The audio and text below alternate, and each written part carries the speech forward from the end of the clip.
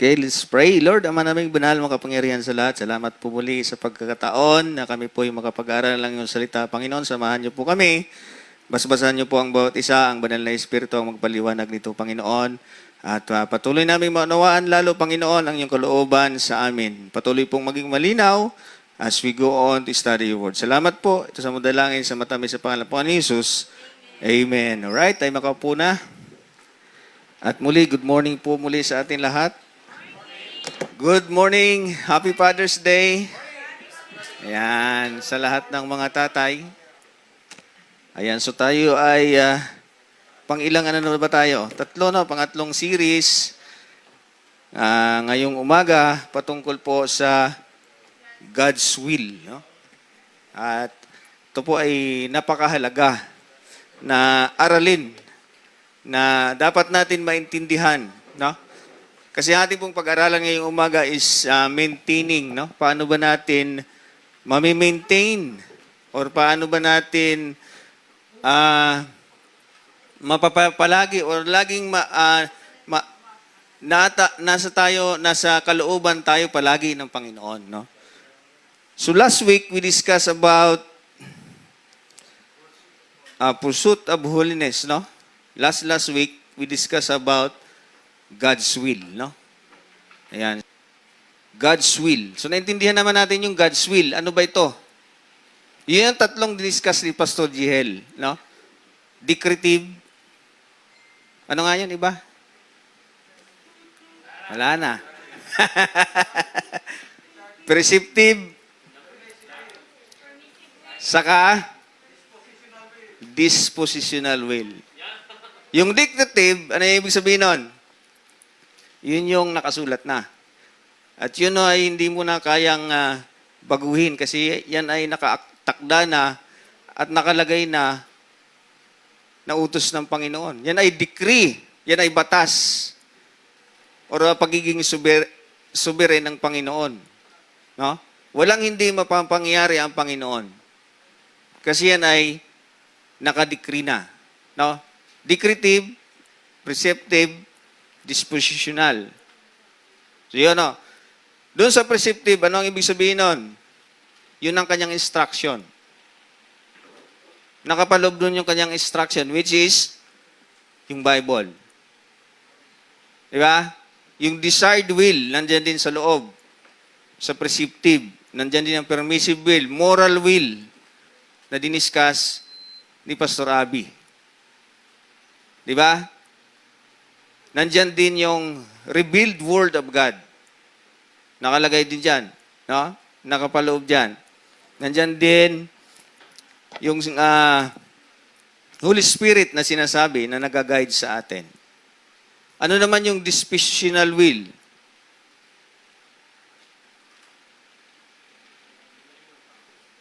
Mahalaga po ito. No? I encourage everyone na get some papers and write down. Kasi hindi po natin maintindihan yung kalooban ng Panginoon kung di tayo nagsusulat. Di natin marireview ito. Di ba? Ano yung dispositional will? It talks about God's character. God hates sins, God is love, God is righteous. Yun po ang ibig sabihin ng decretive, preceptive, dispositional will. Pag sinabi natin dispositional, it talk about God's character. So dapat, bilang mga Kristiyano, naunawaan natin yung characteristic ng Diyos. Di ba? Kasi pag hindi natin yan naunawaan, mabigat yan.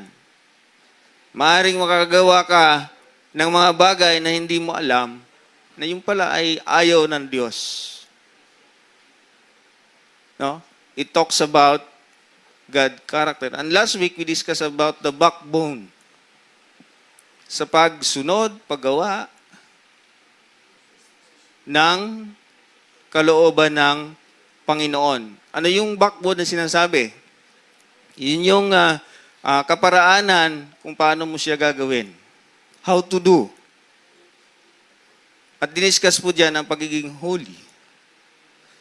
Hindi ka pwedeng sumunod sa Panginoon or gawin yung kalooban ng Panginoon na walang holiness sa buhay mo. Kahit na ikay Kristiyano, mayroon ka pa rin dapat gawin na iwasan yung mga kasalanan.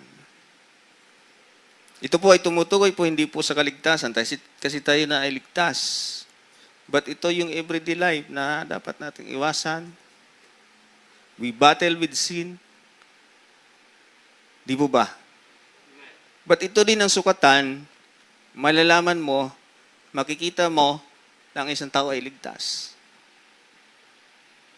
Because he desired na hindi gumawa ng kasalanan. Di po ba? At ngayong umaga, ang naka-assign sa akin ay yung pong pag-maintain.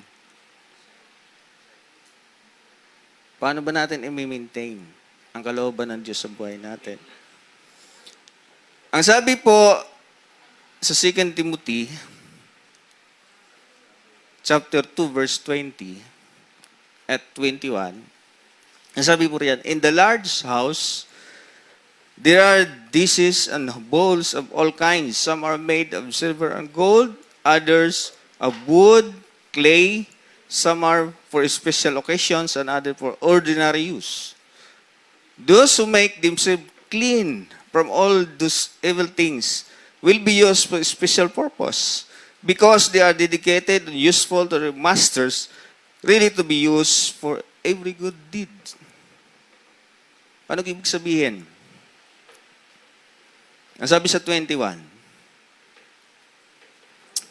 for those who make themselves clean from all those evil things will be used for a special purpose. Do you wonder why? Bakit hindi ka ginagamit ng Panginoon?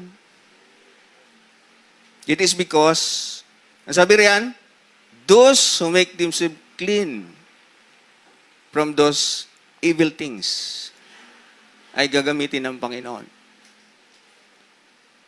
So, tandaan natin yun, yung diniscuss si Pastor Abby, di ba? Holiness. You cannot do the will of God until you make themselves clean from those evil things. Ang mangyayari lang, it's a show. Pakitang tao. Di ba? But, nasabi diyan, hindi ka talaga magagamit ng maigi. Di ba? Kasi nga, ayaw ng Panginoon ng kasalanan eh. God hates sin. That is His characteristics. Kung para magawa natin yung kanyang kalooban, dapat tayong sumunod. O dapat natin, targetin na labanan, umiwas sa kasalanan. So that's one thing, no? Kayong umaga, ayun pong pag-maintain, titingnan natin kung paano ba ito makakatulong na patuloy po maintindihan natin ang kalooban ng Panginoon. No? So, ang title po ng ating pag-uusapan ngayong umaga is Stay on the Track. Para natin ma-maintain, masabi natin na nasa kalooban tayo ng Diyos, ang pinakamabigat po na tanong, yung bang kalagayan ko ngayon ay nasa kalooban ng Diyos? Yung bang ginagawa ko ngayon ay kalooban ng Diyos? Yung bang profesyon ko ngayon, yung ba ay kalooban ng Diyos? No? So ngayong umaga, we try to identify muna yung bang posisyon ko ngayon, yung bang ginagawa ko ngayon, yung ba ay kalooban ng Panginoon? Kung saan ka ngayon? Yung ministry mo. Yung ba ay, sabihin natin, yung partner mo, yung relationship mo ngayon. Paano ba maintindihan natin o maunawaan natin. Kasi yun ang pinakamahirap eh. Yun ang pinaka mabigat. No? Na maintindihan kung yung bang direksyon ng buhay ko ngayon ay nasa kalooban ng Diyos. Yun ang pinakamabigat eh. No? Yun ang, kasi mahirap mag-maintain. No? Kasi hindi mo alam kung yung bang mini-maintain mo ay kalooban ba yan ng Diyos. So we need to be on track. No? Na patuloy na dalawa lang naman yan eh. Pag hindi kalooban ng Diyos, nasa iba ka. Di ba? So you have to choose, no? Kailangan mo maintindihan how to be into that track na sinasabi, how to be in the will of God. No? Ngunit paano ba ito? Paano ba kung maintindihan na nasa kalooban ako ng Diyos? Last week lang namin ito Alright, so titingnan natin, no? How to be into that track, no? Sabi nga, ang buhay natin dito sa mundo ay isang manlalakbay. No? Tayo ay pilgrim, sabi sa atin, foreigner in this land. No? Traveler. No? Tayo ay ikino-compare sa isang traveler. Ibig sabihin, hindi talaga tayo taga rito. No? Ayan. Kaya yung mga nauna sa akin, nagbigay ng definisyon. Ano ba yung mga kalooban ng Diyos? So sana naisulat niyo yun. Kasi hindi yun nakalagay sa internet, gawa na naputol ang ating internet. Pero nandyan yung lesson available para maintindihan ninyo kung ano ba. Kasi nga, ito po ay direksyon natin na tinatahak. Pag hindi natin naintindihan ang kalooban ng Diyos sa atin, ang buhay ay mahirap. Di ba? Kasi you're doing yung hindi gusto ng Diyos sa iyo na ipagawa. At ang maging resulta niyan, yun yung nagkakaproblema ka. Di ba? Hindi naman ibig sabihin na pag mahirap na ang buhay, hindi nakalooban ng Diyos. Di ba, nandyan si Joseph. Nakikita natin yung story ni Joseph. So, yung buhay na madali ay hindi guarantee, ay yan ang kalooban ng Diyos. We need to discern. Kailangan maintindihan mo, ano ba ang kalooban ng Diyos? You know? Mayroon po isang Kristiyano na siya nagbibiyahe. At along the way, sa kanyang pagbibiyahe, napunta siya sa lugar na kung saan medyo bulubundukin. Yung pinuntahan namin kahapon. Di ba? Habang siya ay nagmamaniho, mayroong nakaharang na malaking bato. At dahil Kristiyano siya, nanalangin siya. Panginoon, tulungan niyo po ako, tanggalin niyo po ang bato na ito. May sumagot ang Panginoon. Sabi ng Panginoon, ba't ka kasi dyan dumaan? Hindi naman yun ang daan na pinapadaanan ko. Sa buhay natin, mga Kristiyano, ganun eh. Pipili tayo ng daan na dapat natin daanan. Pero ang Bible po ay nagsabi na nakalatag na ang dapat natin daanan.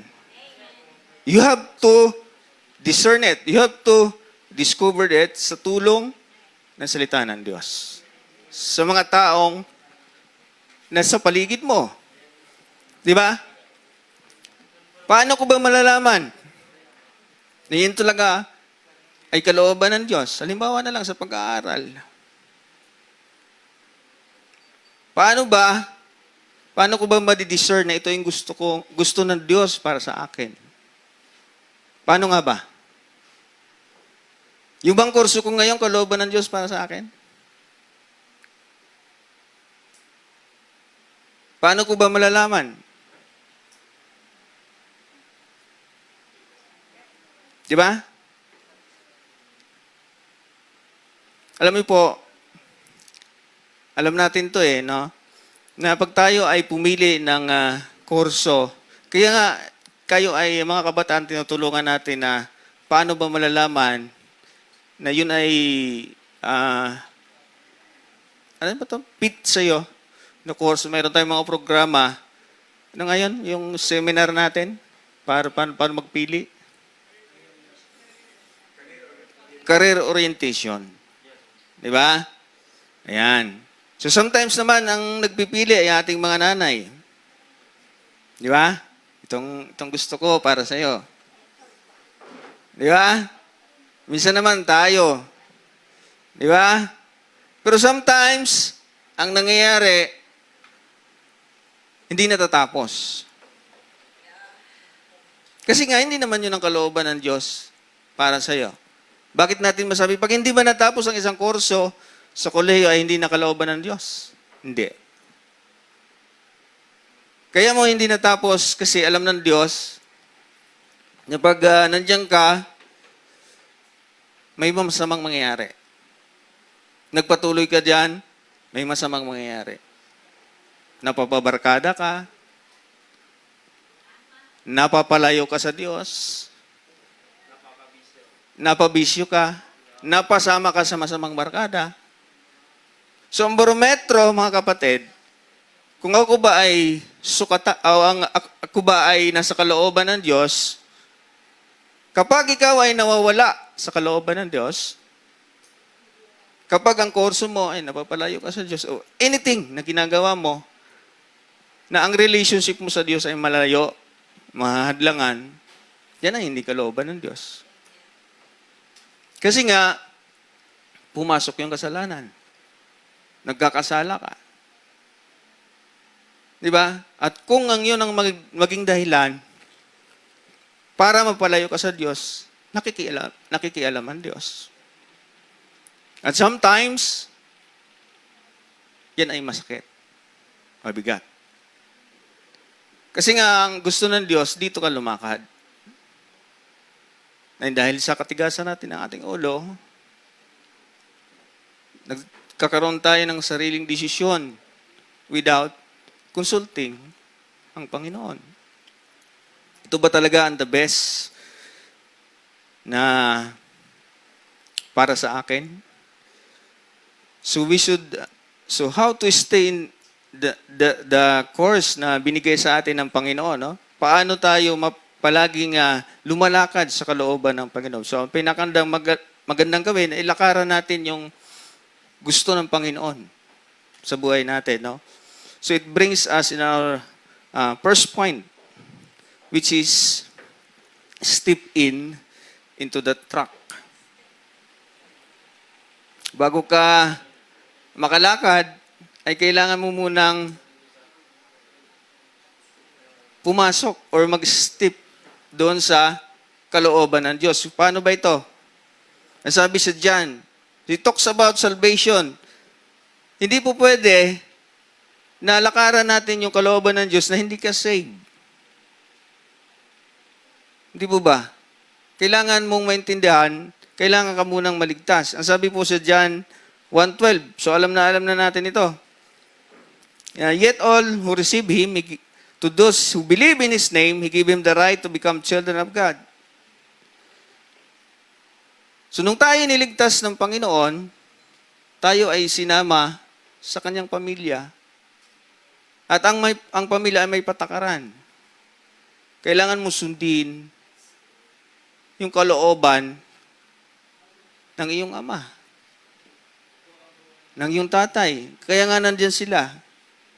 Paano pag walang tatay? Yung tatay natin sa langit. Di mo ba? Nung tayo niligtas ng Panginoon, may plano ang Diyos sa atin. Anong plano ng Diyos sa atin? Di ba? Ang sabi sa Jeremiah 29:11, for I know the plans I have for you, declares the Lord, plans to prosper you and not to harm you, plans to give you hope and a future. May plano ang Diyos para sa iyo. May kalooban ng Diyos para sa iyo.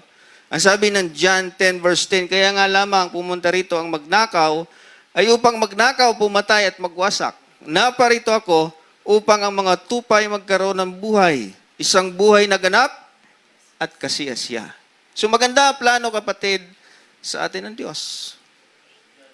Napakaganda. Buhay na kasiyasiya. Saan ba makikita ang buhay na kasiyasiya?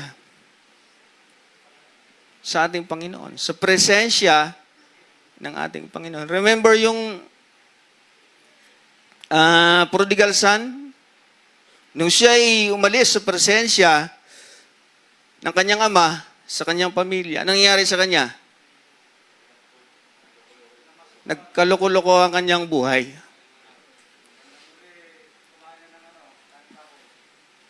Mahirap ang buhay. Kasi nga, hindi nga po pwede na hindi pakaalaman ang buhay mo ng Diyos. Kasi nga, ikaw ay anak niya. Mayroong responsibilidad ng Diyos.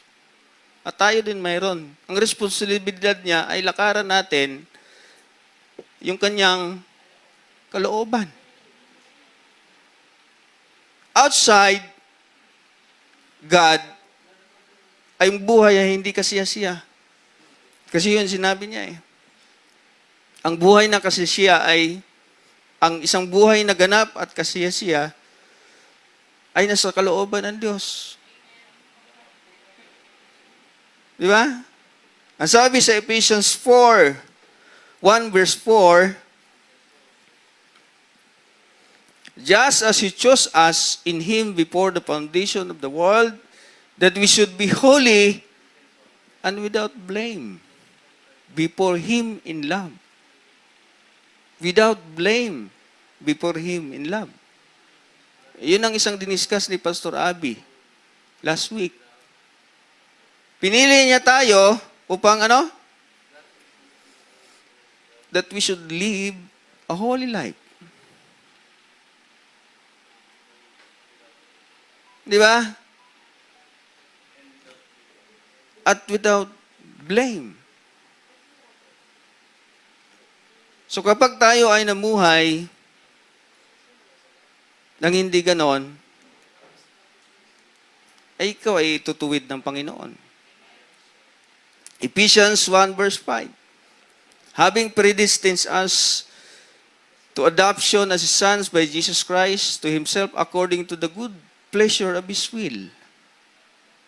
Tayo ay inadapt, isinama sa kanyang pamilya sa pamamagitan ni Jesus Christ. According to His pleasures. According sa kanyang kalooban. Niloob ng Diyos na ikay maligtas. Dahil ano? Para sundin ang kanyang layunin. Hindi ang ating kanya-kanyang agenda. Dapat sundin natin ang kanyang kalooban. Ano ang kanyang kalooban? Sabi sa Ephesians 2 verse 10, nailagay ko ba dyan? Ephesians 2 verse 10, for we are God's masterpiece. He has created us anew in Christ Jesus so we can do the good things He plans for us long ago. Ephesians 2 verse 10. Paki-slides po. Mayroon? Pakisulat na lang. Ephesians 2 verse 10. Sabi doon, for we are God's masterpiece. Ang aking pong ginamit dito ay NLT, no? Sabi sa Ephesians 2 verse 10, for we are God's masterpiece. He has created us anew. Tayo ginawang bago. Iyan ang sinasabi sa 2 Corinthians 2:17 ba yan? 10:17, yung for we are new creation. Any man is in God is a new creation. Ibig sabihin, pag naligtas ka, bago kang nilalang. Bakit ka niligtas? Bakit ka ginawang bago? So we can do the good things He plans us long ago. Yan ay nakaplano na. Bago ka pa dumating sa mundo. Ang gagawin mo na lamang is sundin, discover that plan na para sa'yo. Di ba ba? Hindi po masama ang magplano. But, yung planuhin natin ay dapat naka-inline dun sa planuhin ng Diyos sa buhay natin. Di ba ba? Di ba? So paano ba natin malalaman na yung plano natin, yung day kalooban ng Diyos para sa atin? Di ba, may mga planuhin tayo na ganito, na ganyan, at hindi nag-materialize. Bakit? Hindi talaga yung kalooban ng Diyos. Hindi niloob ng Diyos. Sabi po sa Proverbs 19:21, many are the plans in man's heart, but it is the Lord's purpose that prevails. It is the Lord's purpose. Dahil sovereign siya, mataas siya, makapangyarihan siya, hindi po pwede na ang plano mo ang masunod. Marami kang iniisip, marami kang binabalak, ngunit ang kalooban din ni Yahweh ang mananaig sa wakas. So when you plan, at sometimes ito ang ating nakikita, no? Yung sabi ng ibang tao, no? Diba? Set your goals. No? Yun ang ano natin eh. Decide kung saan ka pupunta. Diba? Anong nakikita mo? 10 years, 5 years from now sa sarili mo. Yun ang payo ng mundo eh. Di ba? Ang sabi pa nga ng iba, plan. Because if you fail to plan, you're planning to fail. Again, hindi po masama yon. But sa mga anak ng Diyos po ay iba. We have to consider the plan na mayroon ang Diyos. Your plan should be aligned dun sa plano ng Diyos. Hindi po masama magplano. Kaya lang, yung bang plano natin ay kalooban ng Diyos. Yung ba ay naka-align sa plano ng Diyos? Yung bang trabaho ko ay naka-align sa kalooban ng Diyos? Last week, or last 2 weeks ago, I heard about the story of tatlong pastor with the same story na gusto silang ipalaglag ng kanilang mga nanay. Pero nga, kasi ang Diyos ay sovereign, dahil ang Diyos ay may plano, hindi nangyari. Nagkasakit yung manlalaglag.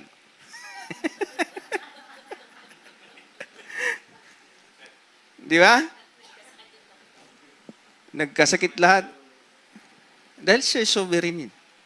Makapangyarihan ng Diyos, di ba? Kaya hindi nangyari. Ang sabi po sa Jeremiah, basahin po natin ito. Jeremiah 1, 5 hanggang 8. Ang sabi po riyan, before I formed you in the womb, I know you. Before you were born, I set you apart. I appointed you as a prophet to the nations. The sovereign Lord, I said, I do not know how to speak. I'm only a child. But the Lord said to me, do not say, I'm only a child. You must go to everyone I send you to say and whatever command you. Do not be afraid of them, for I am with you, and will rescue you, declares the Lord. So ganun kabuti ang Diyos. Dahil nga may plano sa atin ng Diyos. Hindi pwedeng mangyari yung plano ng tao para sa atin. Masama ang plano ng tao sa atin, pero sabi dyan, will rescue you, declares the Lord. Ang kalooban ng Diyos, hindi naman yan isang bagsakal. Na ito. Sometimes, hindi natin napapansin, yung pala ang kalooban ng Diyos. Sometimes, unti-unti niyang nire-reveal. Di ba? dahan-dahan niyang ipinapakita na kung saan ka ngayon, kung anong ginagawa mo, yun pala ang kalooban ng Diyos. Unti-unti. Hindi yan biglaan. Di ba? Dahan-dahan. Di ba? So it talks about God's sovereignty. Yung mga pangyayari na ganon. Na doon pa lang, sa sinapupunan ng nanay mo, mayroon ng plano sa iyo ng Diyos. Nakalatag na. Lakaran mo na lang. Right? So it brings us in our second point, walk in it or run in it. Nasabi sa Isaiah 30:21, whether you turn to the right, turn to the left, your ears will hear a voice behind you saying, this is the way. Walk in it. So yung nakalatag, nakalooban sa atin, ay kailangan mong takbuhan, kailangan mong daanan, doon ka lumakad. So naglatag ang Panginoon ng dapat natin takbuhan bilang mananampalataya. Ang sabi sa Hebrews 12 verse 1, kaya yamang napalibutan tayo ng gayong makapal na bilang ng mga saksi. Itabi ninyo ang bawat pabigat at ang pagkakasalang madaling bumitag sa atin at tumakbo tayong may pagtitiis sa takbuhing inilagay sa harapan natin. So, ibig sabihin na habang tayo ay lumakad sa kalooban ng Panginoon, you have to run with endurance. Sabi diyan, run with perseverance, the race that mark out for us. Na ibig sabihin ng endurance, persevere, pagtsatsaga, pagtitiis. So, ibig sabihin, yung ating nilalakaran na gustong palakaran sa atin ng Panginoon, ay mayroong pagtitiis. Pero okay lang yun. Kung ikaw'y nadadapa, tayo ka uli. At least, nasa kalooban ka ng Diyos. Sabi nga ni kanina, nasa tama siya. Di ba? Mahirap yung takbo ka ng takbo, iba palang race yun. Ang masakla pa, hindi ka nakaregister doon. Manalo ka man, walang bilang. Di ba? Mahirap yung nakita ka ng mga grupo ng mga tatakbo, nakisali ka din doon. Hindi ka pala nakaregister.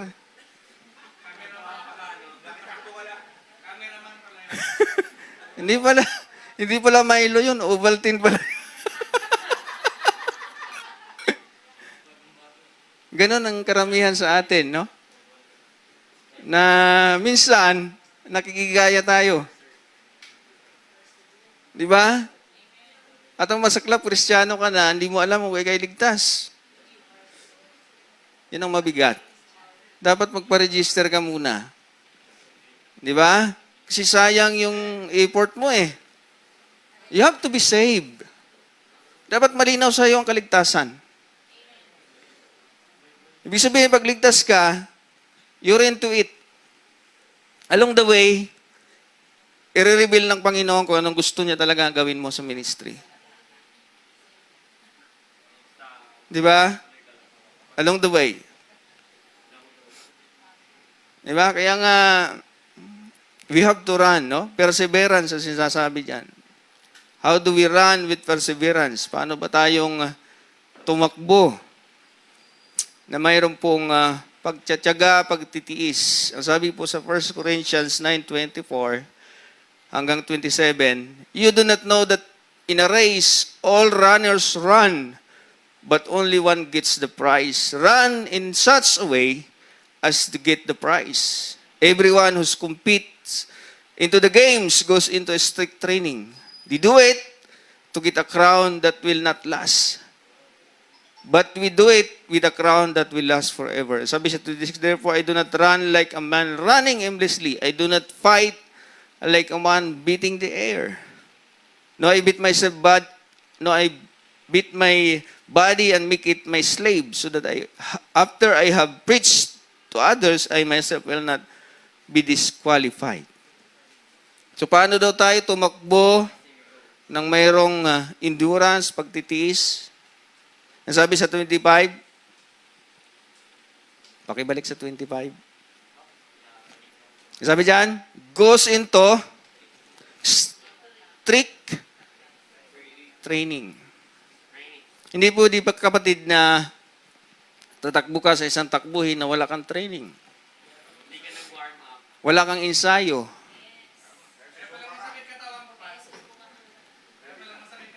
Di ba? So ganun mga kapatid, no? Hindi po pwede na Kristiyano ka lang, naniligtas ka lang. Hindi ganun. Mayroon kang takbuhin. Kaya ka niligtas, sabi kanina sa Ephesians, mayroong nakaprepare sa iyo na takbuhin. Mayroong nakaprepare sa iyo na ipinapagawa ang Panginoon. Kaya lang hindi natin na-discover kasi nga nangingibabaw yung sarili natin. We cannot hear His voice. Dahil nga, ang boss natin, ikaw, sa sarili mo.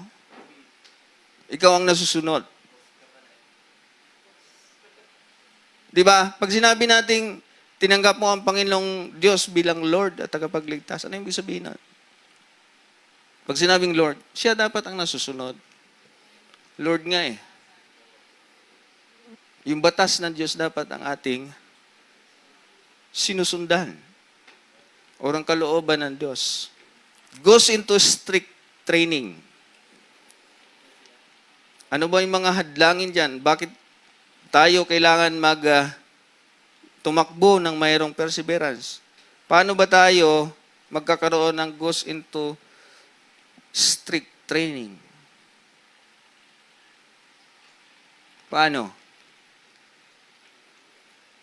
Ang sabi sa Ephesians 4:11 hanggang 13, and He gave Himself, and He Himself give some to be apostles, some prophets, some evangelists, and some pastors and teachers for the equipping of the saints, for the work of the ministry, for the edifying of the body, till all we come to the unity of the faith and of the knowledge of the Son of God, to be perfect men, to be measured to the stature of fullness of Christ. So paano daw tayo magkakaroon ng training?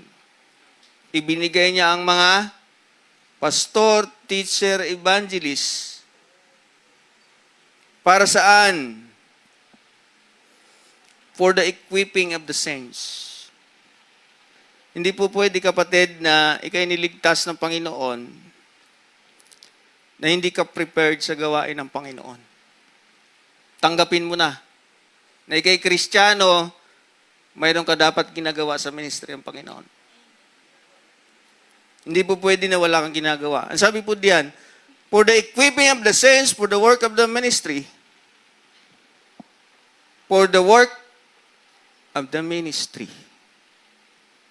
Kaya ka tinuturuan, kaya ka tinitrain, kaya ka nag-aaral, kaya may Sunday school para ka ma-equip. Mayroong Bible school para ikaw ay ma-equip. Para saan? For the work of the ministry. To build up or to edify the body of Christ.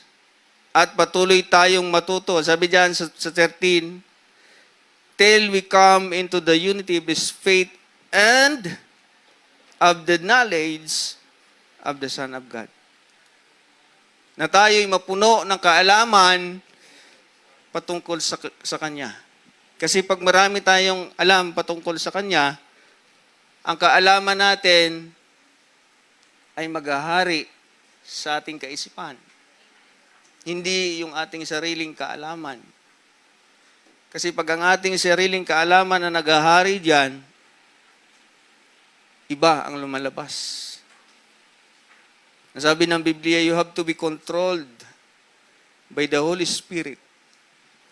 And the only way to be controlled by the Holy Spirit is punuin mo ng kaalaman ang iyong kaisipan patungkol kay Jesus. Di ba? Be filled with the Holy Spirit. You have to be filled with the Holy Spirit. Kasi pag iba ang nilagay mo dyan, naturalmente lamang na yun ang lumalabas sa ating bibig.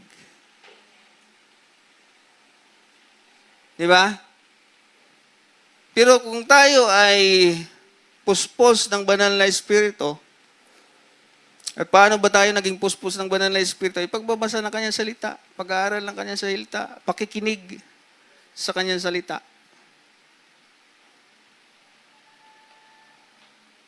Di ba?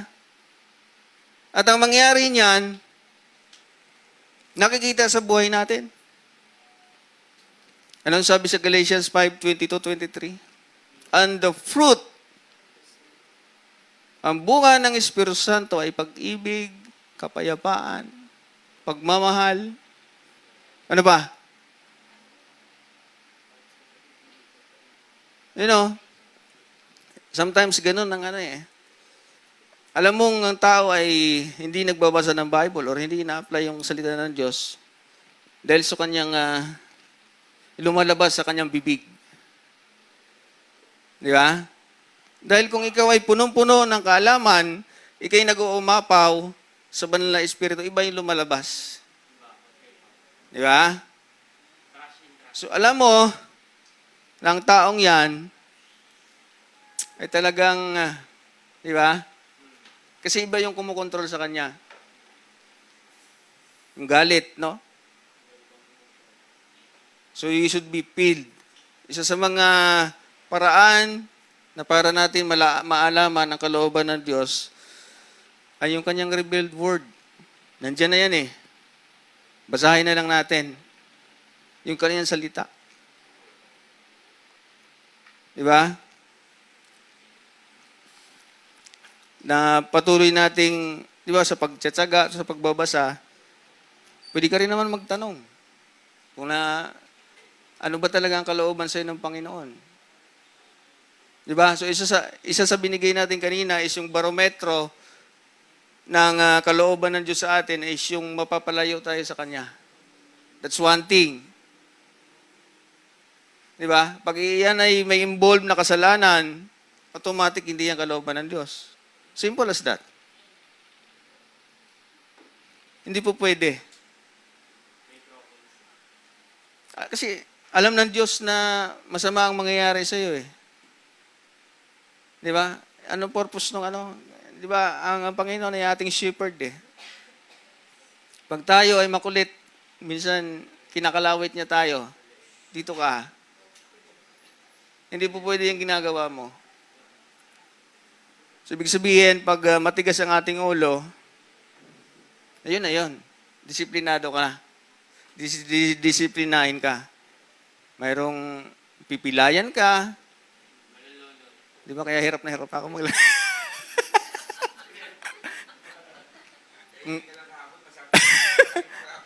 Kung saan-saan ka kasi nagpupunta.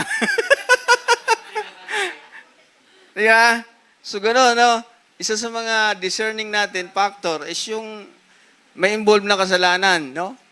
Pag yan ay napapalayo ka sa Panginoon, ibig sabihin ang kalooban ng Diyos, gusto ng Diyos mapalapit ka sa Kanya. Di ba? So isa yun sa mga, sabi natin, paano ba natin malalaman o maintindihan? Yung ba magbabahagi ng salita ng Diyos ay kalooban ng Diyos? Of course. Hindi po yung kalooban, command po yan. Utos po yan. Di ba? Lahat yan ay sinabi sa atin. Malinaw po yan. Of course, kalooban ng Panginoon. Di po ba? Alright, pangatlo. Mabilis lang tayo kasi may celebration doon ng Father's Day. Ihanda niyo yung mga regalo.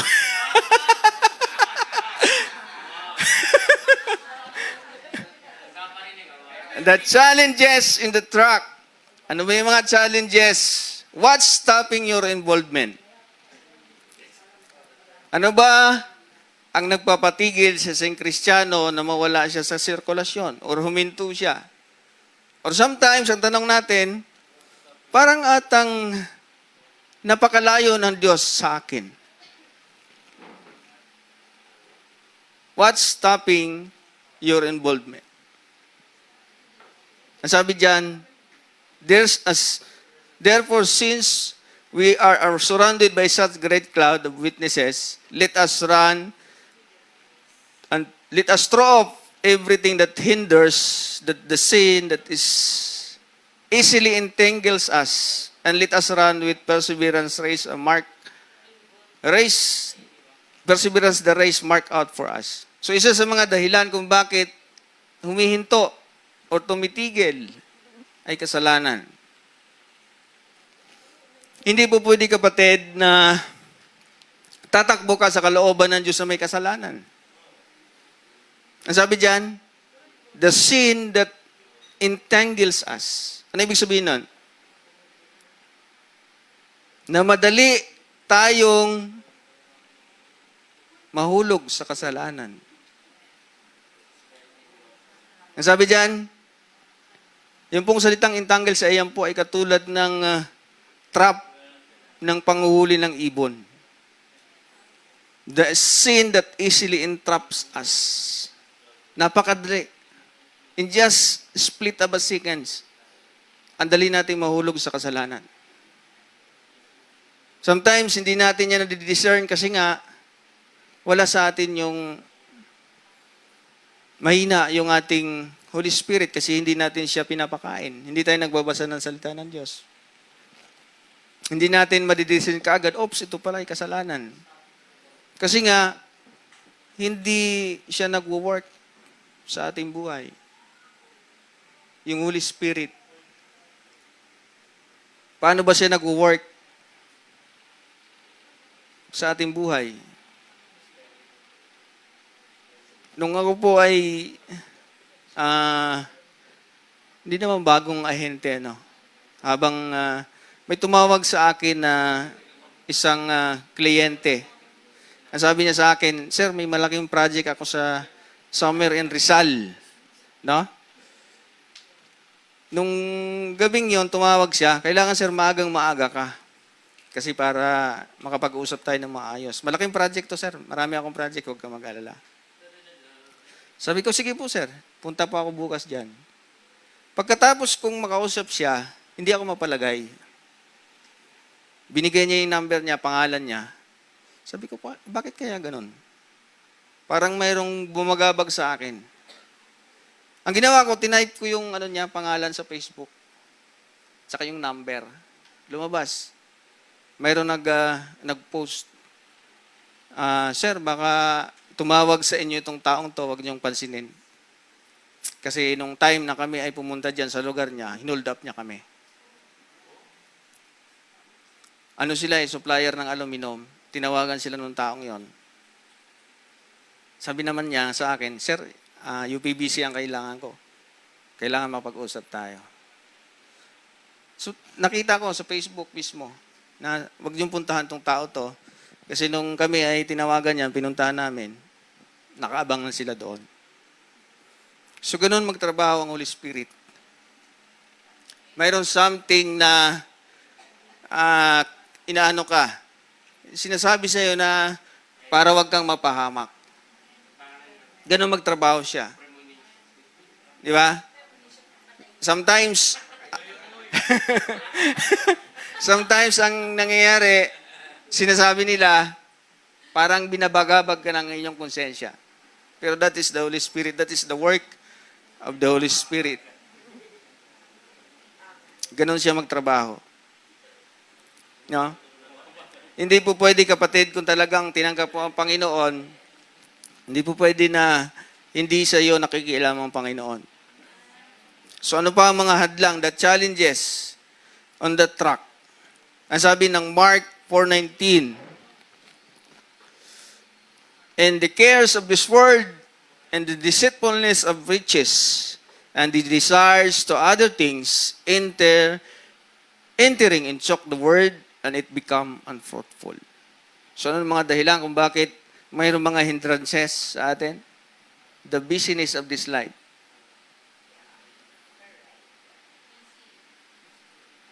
The cares of this world. Whereas, ang ating pong dapat iniintindi ang pagpapalaganap ng salita ng Diyos, but we are too much attached to this world. Whereas, hindi po tayo taga rito. Sabi riyan, the cares of this world, the deceitfulness of riches, the desires for other things, entering and choke the word, and it becomes unfruitful. Ano pa? Doubts and fear. Matthew 14:30. But when he saw the wind, he was afraid and beginning to sink, cried out, Lord, save me. Sabi sa 31, immediately Jesus reached out his hand and caught him up. You have little faith, he said. Why did you doubt? So isa sa mga dahilan kung bakit ka tumitigil ay yung doubt. Di ba? Yung doubt sa salita ng Diyos, yung doubt sa sinasabi ng Diyos, na dapat kang manampalataya. Sometimes naman yung doubt sa sarili. Di ba? Pero yung doubt sa sarili, kaya yan overcome ng pananampalataya sa Diyos. Remember Gideon?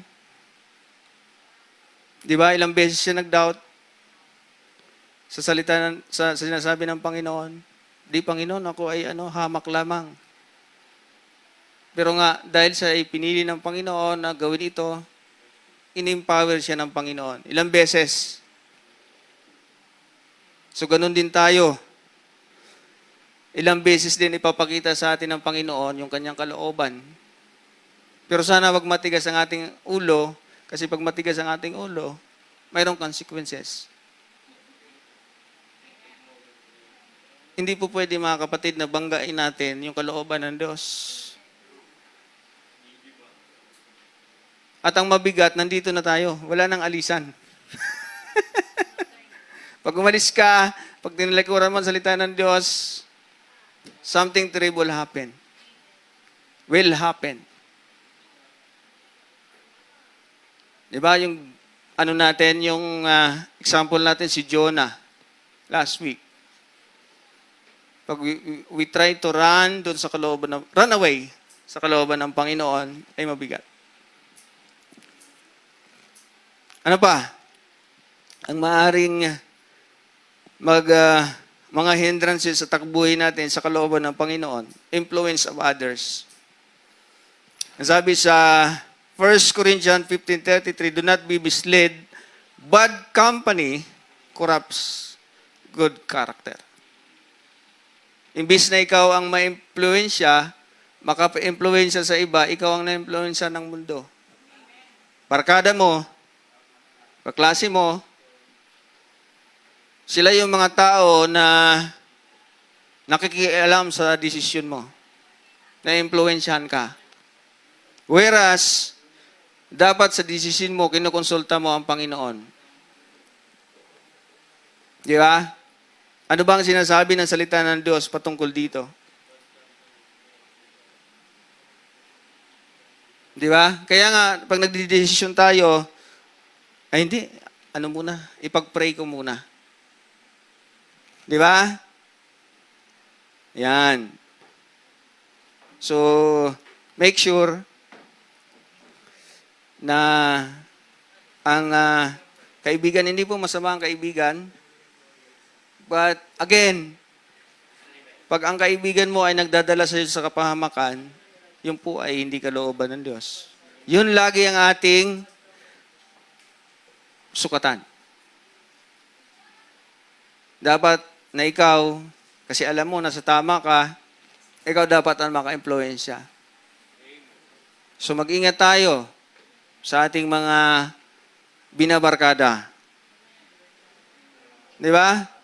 Ang lagi natin sinasabi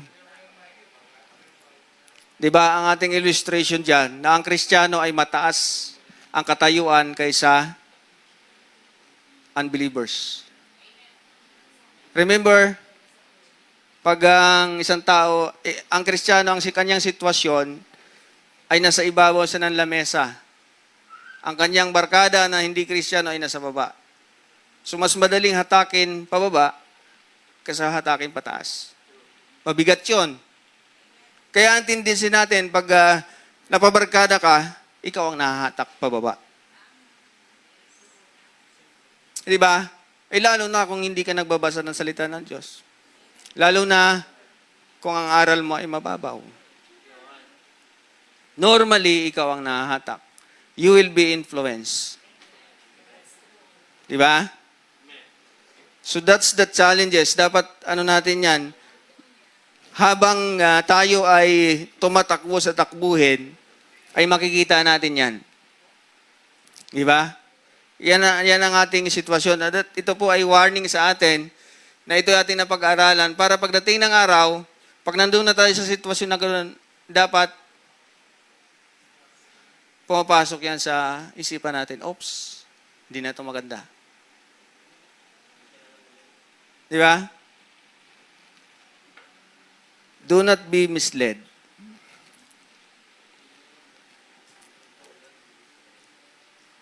Number 4. Para tayo ay magpatuloy or ma-maintain natin ang kalooban ng Diyos, we have to press on that tracks. Hindi pwede pa kapatid na titigil tayo. Ang sabi sa Bible, similarly, sa 2 Timothy 2 verse 5, similarly, if anyone competes into an athlete as an athlete, he does not receive the victor's crown unless he competes according to what? According to the rules. Hindi po pwede kapatid na ikaw ay manalo if you do not compete according to the rules. At anong rules? Ang sabi sa 2 Timothy 4 verse 7, I have fought the good fight. I have finished the race. I have kept the faith. That's the rules. You have to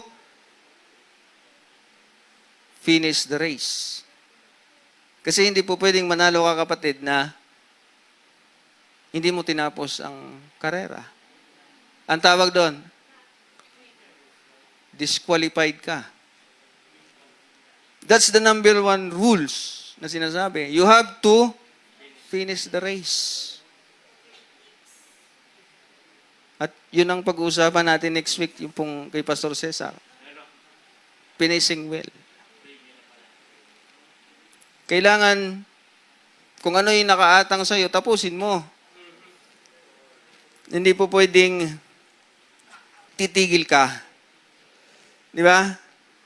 So, ano nangyari? Sabi sa verse 8, 2 Timothy 2 verse 4 verse 8, now there is a store for me the crown of righteousness, which the Lord, the righteous judge, will award to me in that day, and do not only to me, but also to all who have longed for His appearing. So, ang identifying factor, mga kapatid, ay natapos mo yung karera na inatang sa iyo ng Panginoon.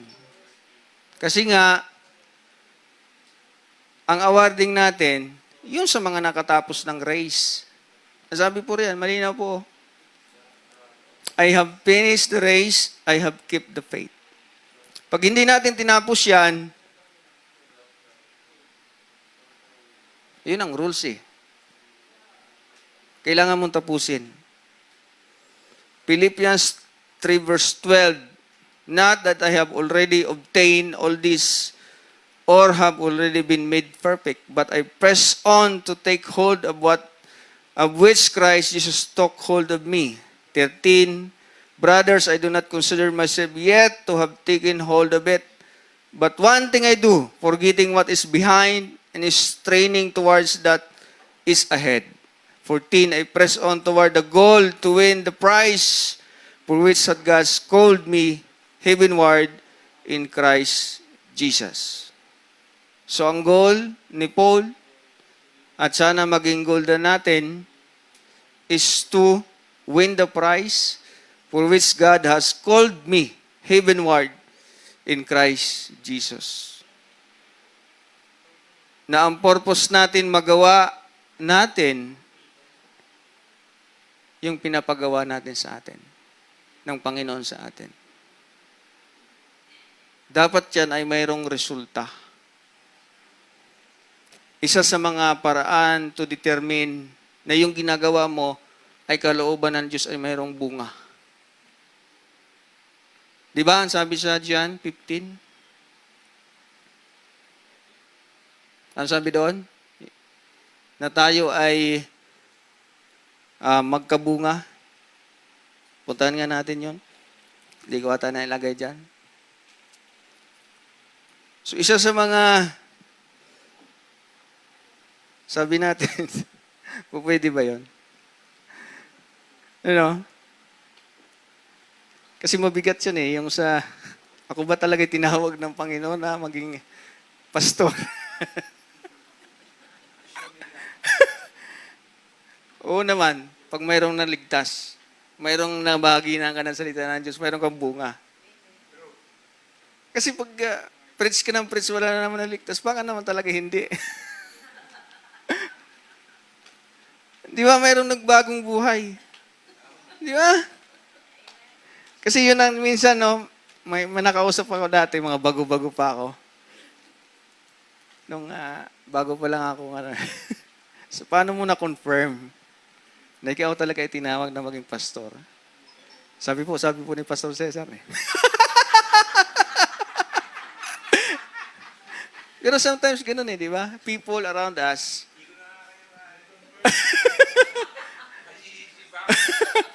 confirm na talagang tinawag ka sa ganun kasi nakikita nila kung saan ka effective. Pag hindi ka effective sa ganun, nakikita din nila yon. Di ba? So ganun sometimes eh, di ba? Ang Panginoon ay hindi naman audible, no? Kasi hinahanap nila audible na naginip ako kagabi, ganun. Hindi po ganun. Sinabi lang, gawin ko to. Narinig ko, ganyan. Hindi po ganun makipag-usap ang Diyos sa atin. Di ba? Nag-isip tuloy, oo nga naman, no?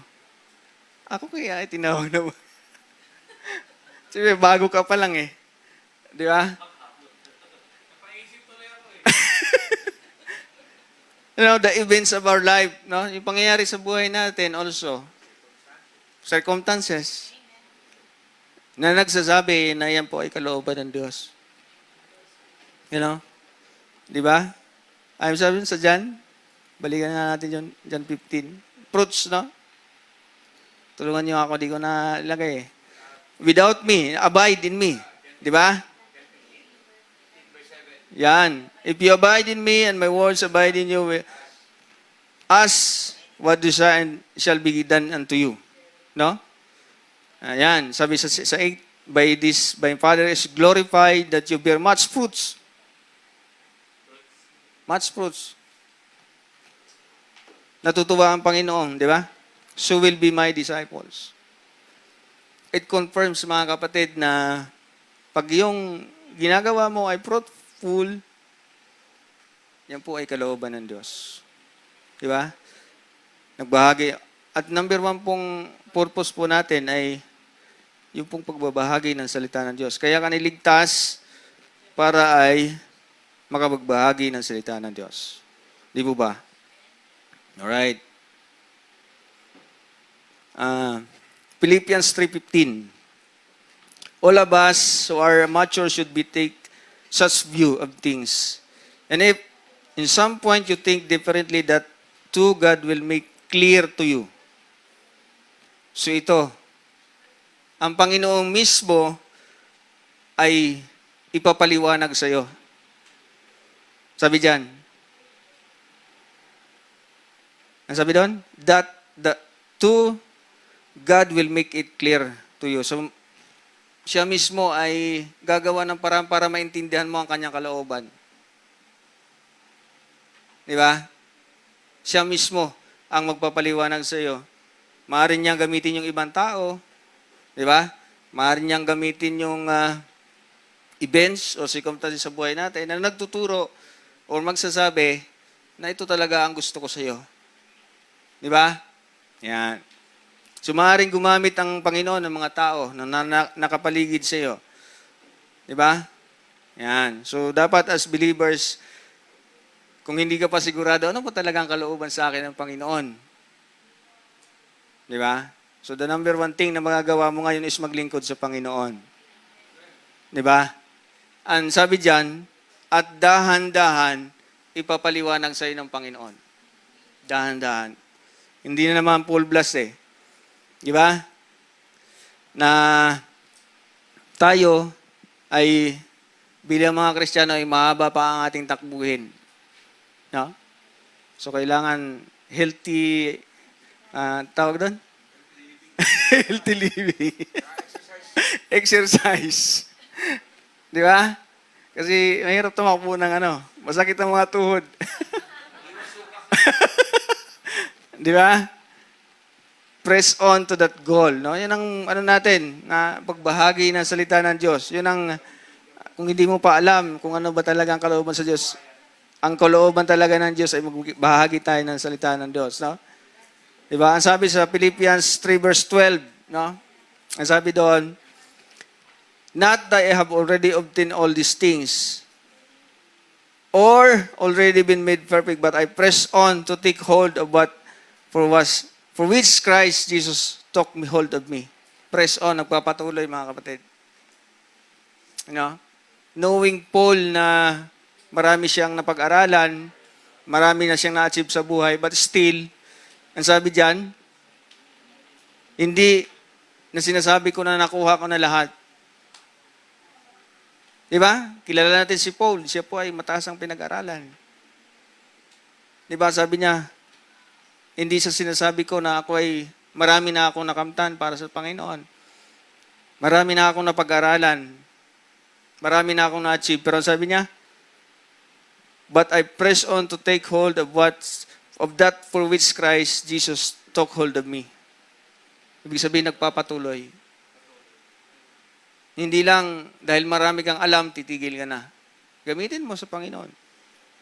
Gamitin mo sa paglilingkod sa Panginoon. Di ba?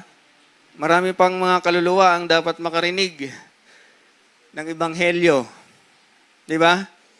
At ito ang kalooban sa atin ng Panginoon. 1 Timothy 2 verse 4. At gusto ng Panginoon, no? Who wants all men to be saved and to come into the knowledge of the truth.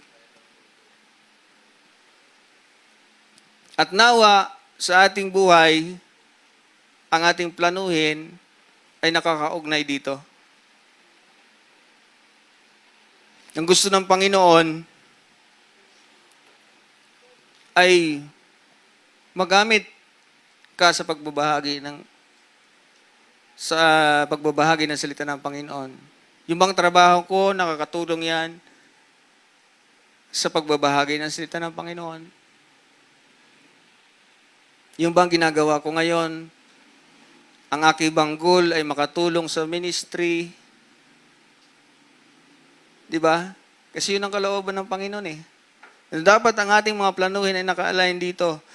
Who wants all men to be saved? Ngayon, ano ang ginagawa natin para doon?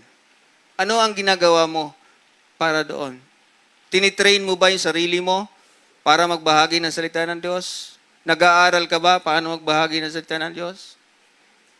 And if not, ay kailangan mong mag-aral. Kailangan mong gawin ang mga bagay na dapat mong matutunan para magamit ka sa ubasan. Kasi pag hindi ka nag-aral, normal, hindi ka gagamitin. Kaya nga ginagawa natin yung mga bagay-bagay na ito, mayroong mga discipleship training. Ang ating goal lamang ay marami pang maabot na kaluluwa. Yun ang nakaatang sa atin. Alright, conclusion po tayo. Inaantay ko na yung aking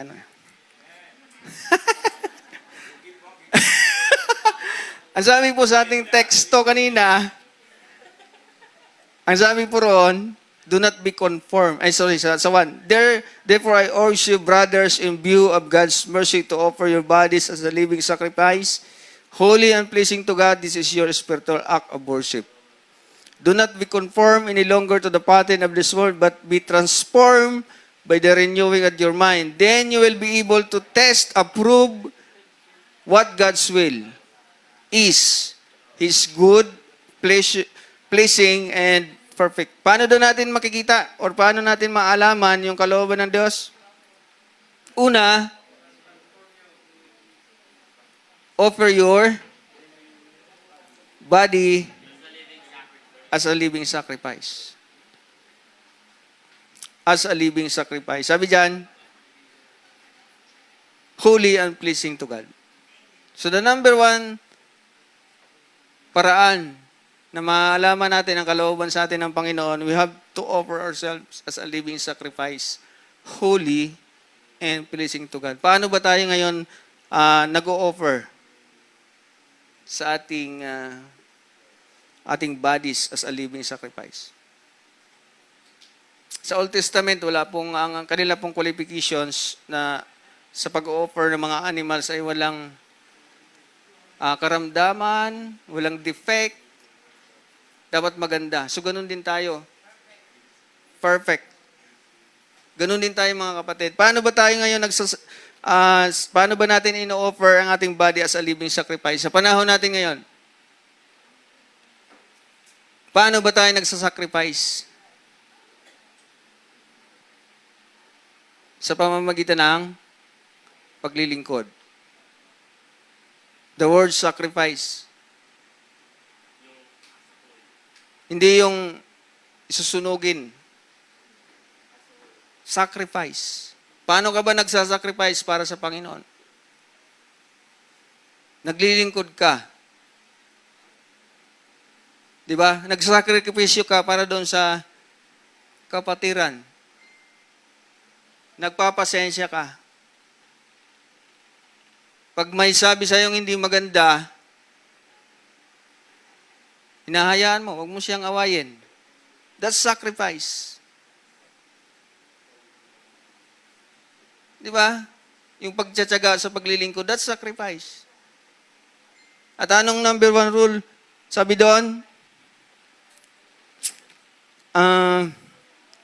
holy and pleasing to God. So alam na natin yung holy and pleasing to God.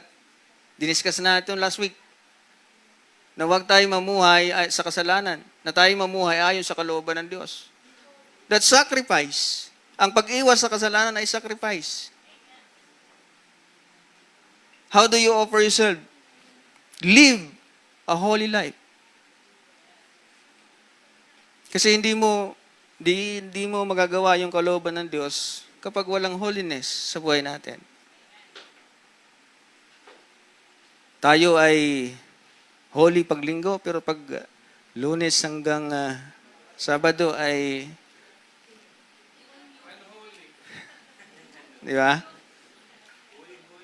Huling-huli. Sabi doon, do not be conformed to any longer to the pattern of this world. Ano ba yung pattern ng mundo? Happiness. Sila yung nagde-define kung ano yung happiness. Kung anong nais mong gustong gawin. Pero ang sabi ng Bible, do not be conformed. Huwag kang makiayon sa kultura ng mundo. At anong mangyayari pag hindi tayo sumunod? Sabi doon, tayong matatransform. At maalaman natin. No? Sa ibang translation ang ginamit po ay, then you will learn to know God's will for you. Na inyong maalaman. So mga kapatid, di naman natin sinasabing madali, pero ang pinaka-basic requirements para maalaman mo na ang ginagawa mo ay kalooban ng Diyos. Sabi dyan, offer yourself as a living sacrifice. Maglingkod ka sa Panginoon. Kasi along the way, malalaman mo ang kalooban ng Diyos. Which is pleasing, sabi dyan, good, and perfect. Di ba? Ipaunawa sa atin ng Panginoon yan. Next. 5 slides po. Ang sabi dyan, ipaliwanag, no? God will make clear to you. Ipaliwanag sa iyo ng Diyos. Maliwanag, no? Philippians 3:15. Alright? Acts 5:39. Acts, pakibalik. Ang sabi diyan, but it is from God, you will not be able to overthrow them. You may even find yourself fighting against God. So anong konteksto nito? Sila'y pinapatigil na wag galawin sila Peter. Ang nagpayo niya si Gamaliel. Sabi diyan, wag. Kasi pagkalooban ng Diyos yan, magpupurso yan kahit anong gawin nyo. Ganon din tayo mga kapatid. Pag pinipigilan natin ang kalooban ng Diyos sa atin, ano sabi doon? You may be even find yourself fighting against God. Di ba? Talagang mabigat kalaban ang Diyos pag matigas ang ulo natin. Di ba ba? Huwag na nating intayin na gano'n, no? So, tayo ay number 1, dapat na sumusunod sa kalooban ng Diyos. At ibinigay ng iba na nauna sa akin yung dapat makita or na-identify natin ang kalooban ng Diyos. At then, number 1 thing na tinitingnan natin ay kasalanan. Pag yan ay may kasalanan or napapalayo na tayo sa ginagawa natin, ano man yan, yan po ay hindi kalooban ng Diyos. Alright? So let's pray.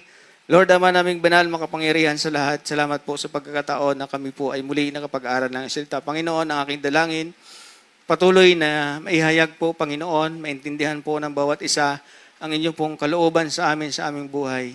Panginoon, strengthen us as we go on sa iyo pong gawain. Ikaw po ang mag-ingat sa amin palagi, Panginoon, na patuloy mo kami ilayo sa anumang kapahamakan, kasalanan, Panginoon, na patuloy pong maglalayo sa inyo sa kalooban po ninyo. Salamat po. Ito mas dalangin sa matamis sa pangalan po ni Jesus. Amen.